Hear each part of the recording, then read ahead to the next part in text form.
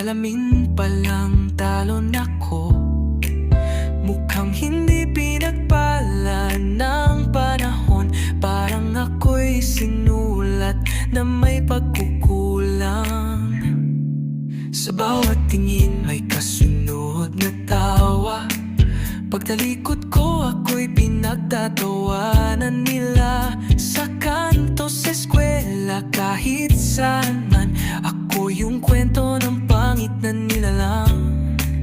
Damit ko'y luma, galaw ko'y mali, pati kilos ko'y may pintas palagi. Parang sinaloko ang lahat ng kamalasan sa mundo. Ang sukatan ay kagandahan, pero sa mata ng pamilya, kaibigan, ako'y buo, ako'y may halaga.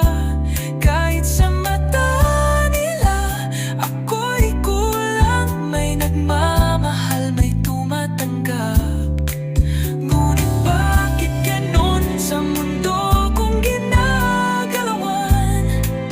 Mukha ang batayan ng karapatan. Kung pangit ako sa paningin nila, bakit may pusong marunong magmahal?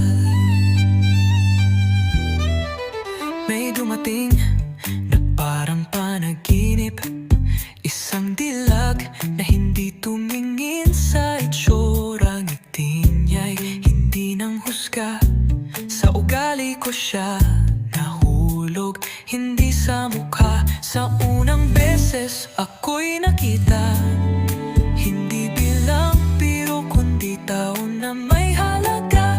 Akala ko'y dungno na magbabago ang mundo, na kahit pangit pwede palang mahalin ng totoo. Pero tulad ng dati ako'y natalo, hindi sa puso kundi sa estado. Siya'y kinasal sa gwapo at mayaman, at ako'y naiwan sa gilid ng daan. Sa mata ng palihag, kaibigan, ako'y buo, ako'y may halaga.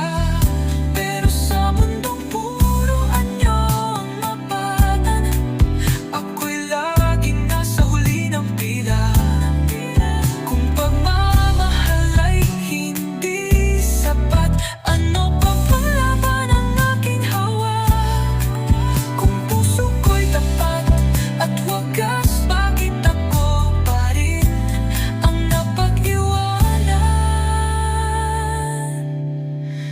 Ngayon ako'y tahimik na lang sa sulok, isang kahig, isang tukang takbo ng bukas. Unti-unti nang napapagod ang puso sa laban na tila wala